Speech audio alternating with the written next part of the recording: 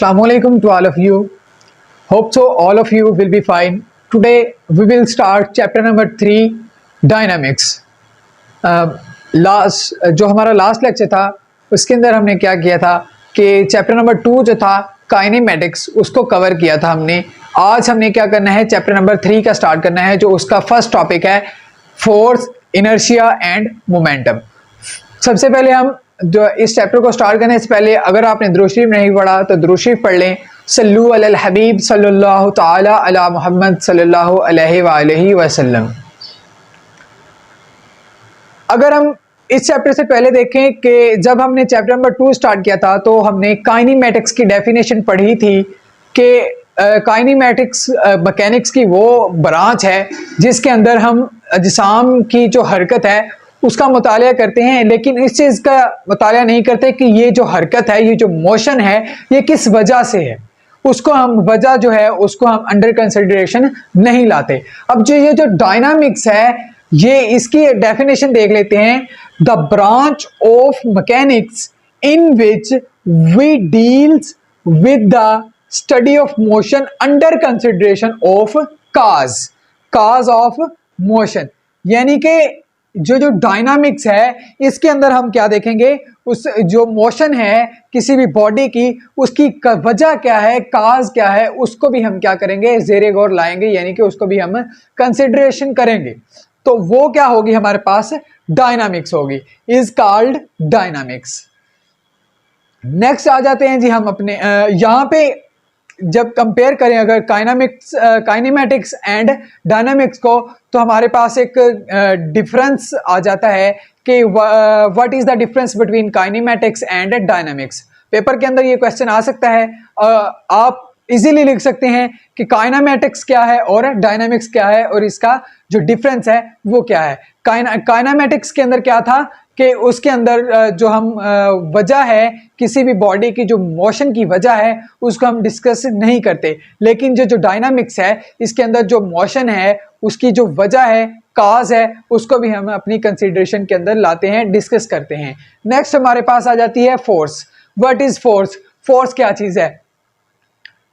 Force simply एक ऐसी property है जो कि हम किसी भी बॉडी के ऊपर लगाते हैं। मसलन अगर एक चीज़ रेस्ट के अंदर है तो उसको मोशन के अंदर लाने के लिए हम क्या करेंगे, फोर्स लगाएंगे। अगर कोई चीज़ मोशन के अंदर है उसको रेस्ट में लाने के लिए हम क्या करेंगे, फोर्स लगाएंगे। डेफिनेशन देखते हैं।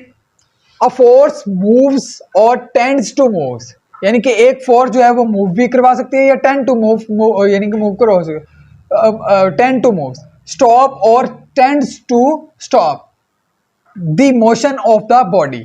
यानी कि जो फोर्स है वो किसी भी बॉडी की जो मोशन है उसको बढ़ा भी सकती है या उसको रेस्ट में ला सकती है या स्टॉप कर सकती है या किसी चीज को स्टॉप कर सकती है, motion of a body. The force can also change the direction of the motion of a body. ये जो फोर्स है ये किसी भी चीज की जो डायरेक्शन है उसको भी क्या कर सकती है, चेंज कर सकती है। अब ये जो फर्स्ट पार्ट है इस डेफिनेशन का कि ये जो फोर्स है मूव्स और टेंड्स टू मूव, यानी कि अगर एक चीज है वो अपनी साकन हालत के अंदर खड़ी है, फर्ज करें यहाँ पे एक हम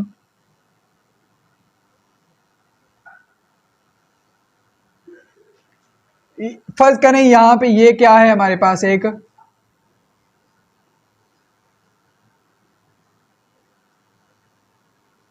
सब्जी वाला है और ये सब्जी वाला क्या कर रहा है, इसको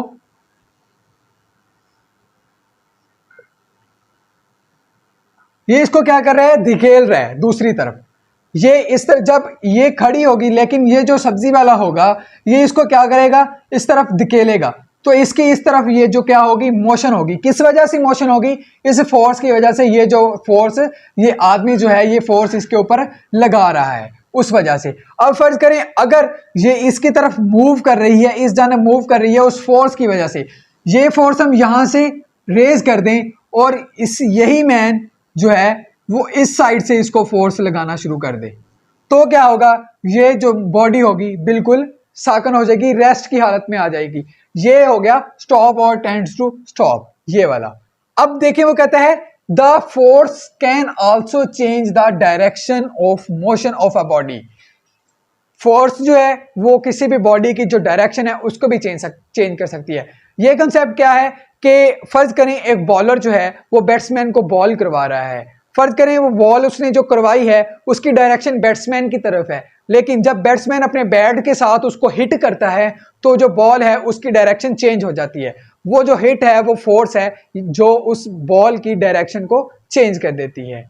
और ये जो रोकने वाला कॉन्सेप्ट है, फर्ज करें कि एक फुटबॉलर जो है उसको वो हिट लगाता है, फुटबॉलर जो है हिट लगाता है लेकिन आगे गोलकीपर जो है उसको रोकता है। वो किस वजह से रोकता है? वो क्या करता है, वो फोर्स लगाता है और वो बॉल जो होती है वो क्या हो जाती है, रुक जाती है। उम्मीद है आपको फोर्स की अच्छे तरीके के साथ समझ आ गई होगी। नेक्स्ट आते हैं इनर्शिया के ऊपर। इनर्शिया क्या चीज है? इनर्शिया यानी कि ये किसी भी बॉडी की ऐसी एक प्रॉपर्टी है जिसके तहत वो बॉडी जो है अपनी पोजीशन के अंदर कोई भी चेंज आने के लिए जो है चेंज को रोकती है। मतलब अगर वो रेस्ट के अंदर है तो वो रेस्ट में ही रहना चाहती है उस प्रॉपर्टी के तहत, अगर वो मोशन के अंदर है तो वो मोशन के अंदर ही रहना चाहती है। अब देख लेते हैं इसकी डेफिनेशन इनर्शिया की। Inertia of a body is its property due to which it resist any change in its state of rest और मोशन। यानी कि इनर्शिया एक बॉडी की ऐसी खसूसियत है जिसके तहत एक बॉडी जो है वो अपनी रेस्ट पोजीशन या मोशन की पोजीशन जो है उसको चेंज करने के लिए हमारी लगाई गई फोर्स के खिलाफ जो है वो रेजिस्ट करती है, उसकी अपोजिंग करती है। अब हम अगर देखें हमारे अपने अंदर भी एक इनर्शिया है जो हमें गिरने नहीं देता। और अगर हम देखें एक कार मूव कर रही है, उसको रोकने के लिए जो है हमें फोर्स दरकार है। जो फोर्स हम उसके ऊपर लगाएंगे वो क्या होगा, उसका उतना इनर्शिया होगा। अब देखें कि अगर वही फोर्स हम किसी ट्रक को रोकने के लिए यूज करें तो वो ट्रक क्या करेगा, नहीं रुकेगा, क्योंकि उसका इनर्शिया क्या है, ज्यादा है। इसी तरह अगर हम किसी स्मॉल चीज को रोकने की कोशिश करें तो वो आसानी के साथ रुक जाएगी, थोड़ी फोर्स दरकार होगी उसको रोकने के लिए। ये उस बॉडी का क्या है, इनर्शिया है। नेक्स्ट हमारे पास आ जाता है momentum. Momentum of a body is the quantity of motion it possesses due to its mass and velocity. Momentum क्या है, एक बॉडी की क्वांटिटी, मोशन एक बॉडी की वो वाली क्वांटिटी है जो मोशन के अंदर जो पोजेसेस करती है due to its mass and velocity, जो मास और वेलोसिटी की वजह से पोजेस होती है। मोमेंटम एक वो है। मोमेंटम को हम P के साथ लिखते हैं, P is equal to mv। यानी कि ये जो मोमेंटम है ये मास और वेलोसिटी के ऊपर क्या करता है, डिपेंड करता है। अगर देखें एक मास जो है वो किसी भी कार जो है उसका मास जो है वो कम है एज कंपेयर टू ट्रक, तो कार की जो वेलोसिटी होगी वो क्या होगी, ज्यादा होगी।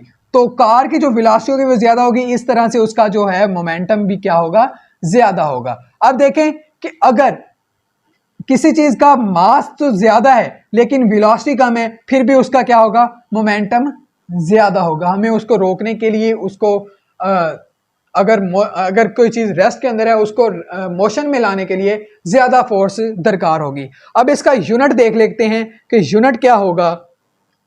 जो मास है उसका यूनिट क्या होता है, किलोग्राम। वेलोसिटी का यूनिट क्या होता है, मीटर पर सेकंड। ये वाला यूनिट क्या होगा, किलोग्राम मीटर पर सेकंड। ये किस चीज का यूनिट हो गया हमारे पास, मोमेंटम का। यूनिट ऑफ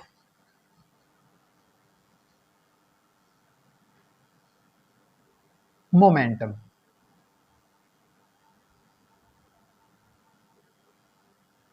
ये मोमेंटम का यूनिट है, किलोग्राम मीटर पर सेकंड। अब अगर देखें कि मोमेंटम क्वांटिटी कौन सी है, ये एक वेक्टर क्वांटिटी है। क्यों वेक्टर क्वांटिटी है, क्योंकि यहाँ पे वेलोसिटी जो है ये खुद एक वेक्टर क्वांटिटी है। जब ये वेलोसिटी वेक्टर क्वांटिटी तो जाहिर सी बात है मोमेंटम भी एक वेक्टर क्वांटिटी होगी, इसकी कोई ना कोई डायरेक्शन भी होगी और इसका मैग्नीट्यूड भी होगा।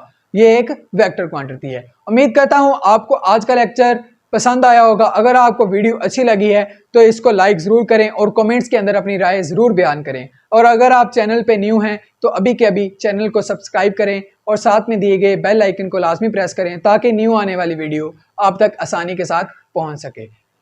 Thank you so much.